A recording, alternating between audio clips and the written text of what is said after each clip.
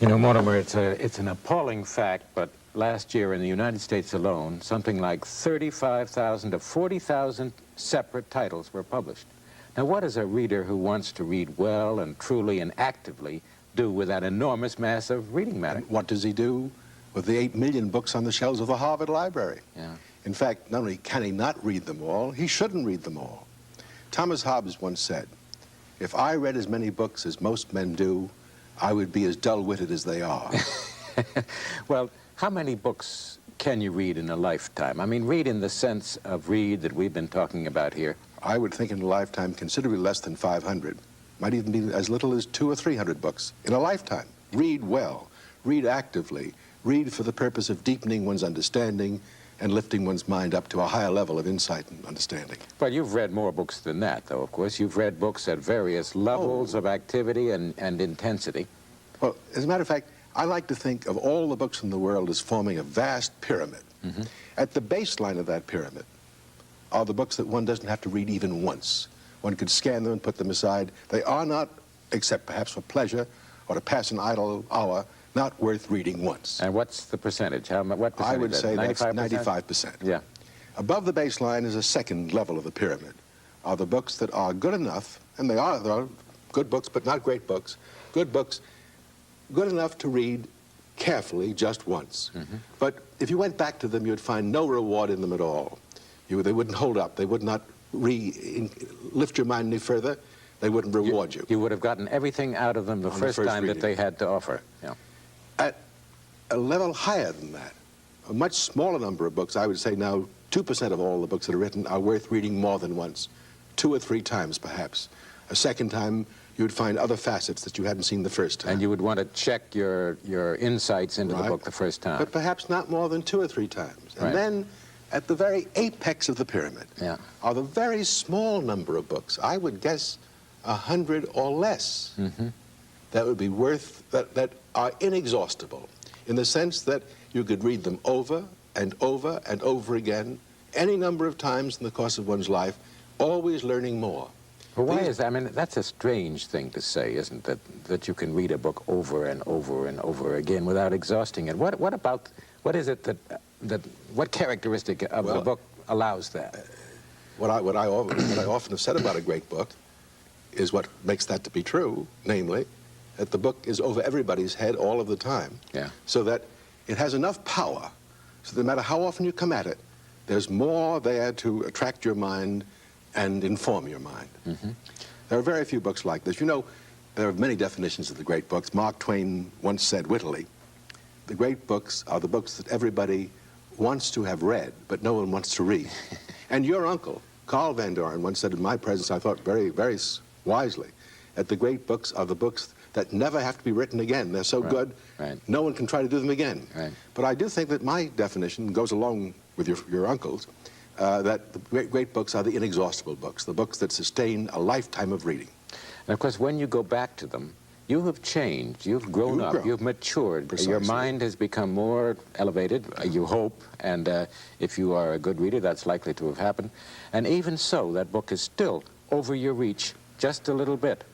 And it continues to be just out of your reach. You can reach the lower part of it, but it still will pull you up and forward in life. But since human beings are different, I would guess that the great books, the books that will do this for you, may not be the books that will do it for me. No, I'm sure Perhaps for every individual, there's a small set of books that act in this magnetic way, in this powerful way of keeping the mind growing, alive and growing. And one way to test this out, I've done this with people over the years, always with amusing and instructive results, is to imagine the experiment of having to live on a desert island. Mm-hmm. This is a desert island beautifully outfitted. You're not Robinson Crusoe having to take care of yourself. The hotel arrangements are excellent. Food and shelter, all the conveniences of life. There are only 2 things that you're going to lack on this desert island. You don't have to work for a living. All your time is your own.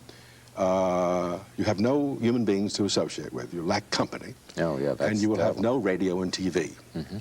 And you have I'm going to put you on this desert island, put myself on this desert island for 10 years. So during those 10 years, you have to occupy your mind by reading. It's the only... You have to keep your body exercised. You have to keep, if you don't swim or run or climb trees, your body will become flaccid. You'll lose your muscle tone. You, in fact, probably won't be vigorous and well. Right. And similarly, if you don't use your mind in that time, your mind will go to pieces. So you have...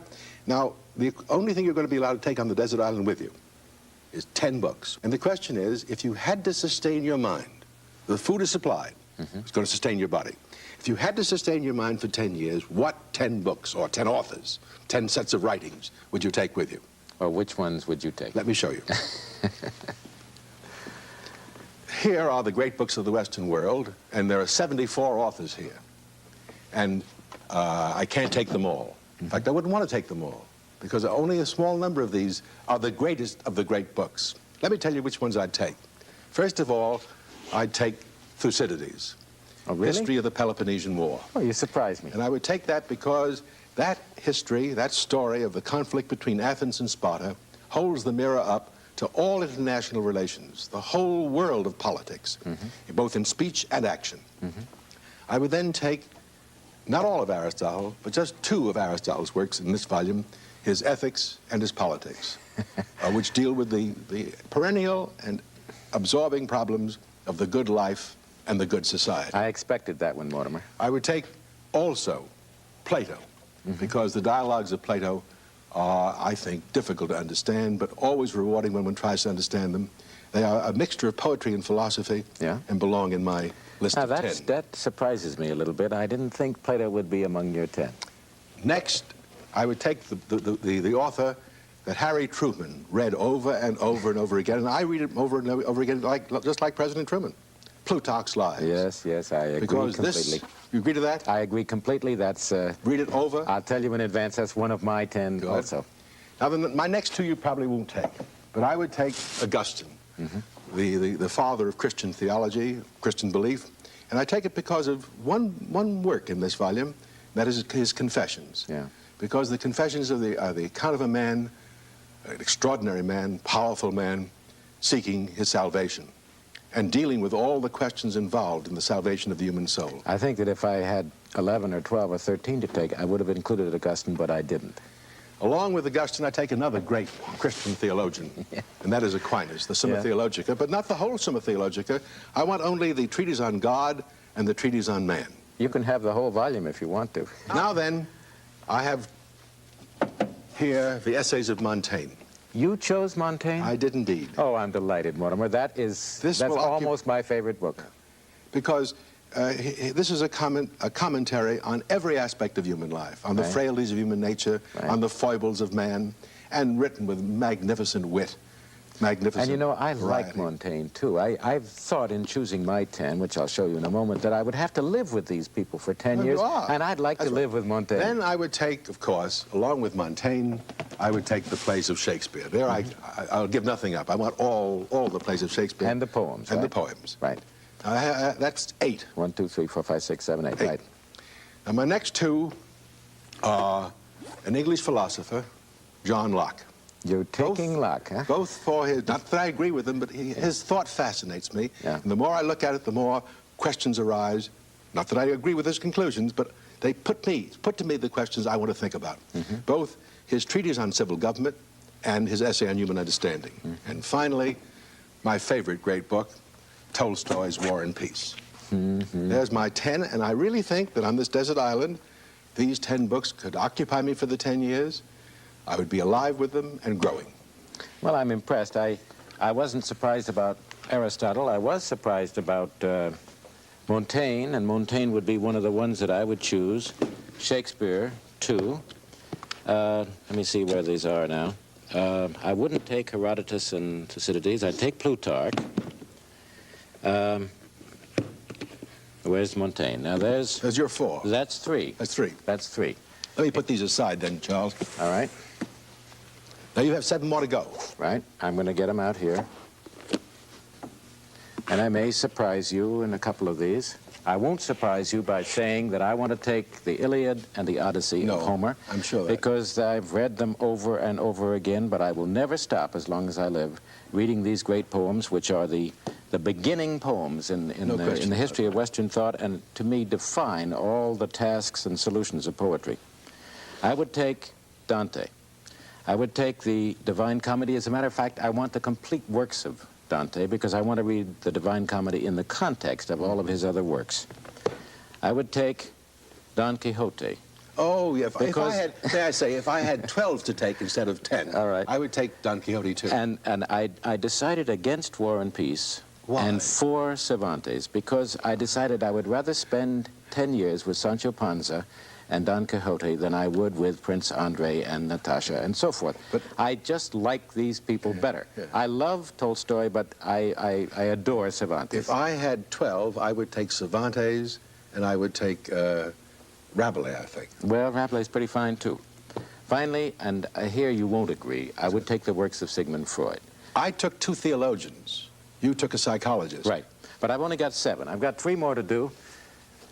One of them is 3 the not Bible. in the great books? No, they're not in the great books. One is the Bible. But you think they are great books? I think they are. Well, one is the Bible. The Bible is, in a sense, in the great book. It is in the set. Another one is an anthology, the best anthology that I could possibly have of lyric poetry, because I would not want to spend 10 years without lyric poetry. I wanted the best and the biggest that there is. That's a comment on me that I didn't put any lyric poetry in my set. And finally, as I would take the collected poems of my father, Mark Van Doren, because for 10 years I would want to be reminded of myself and of him and of my mother and of my wife and of my brother.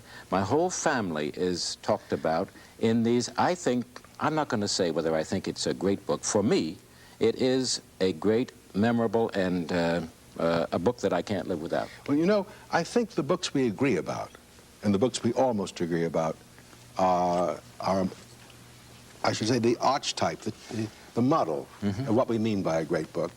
I mean, clearly, the poems of your father wouldn't work for me as they work for you. No, but they would work for me as a great book does. I want to go back to them over and over and over again. Yes. And as I do that, I am always delighted. I always learn. I come to new insights about him and about myself. And what more can a great book do than that? If we were on this desert island, each of us by himself, do you think at the end of 10 years, with our small set of books, we'd come out better men, better minds? Oh, I'm sure we would. We would have survived. That's the first thing that was true.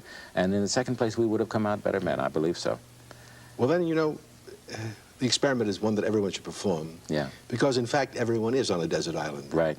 Even though radio and TV and company is provided for everyone. Nevertheless, so far as the growth of one's mind is concerned, the desert island experiment is the real test. Yeah.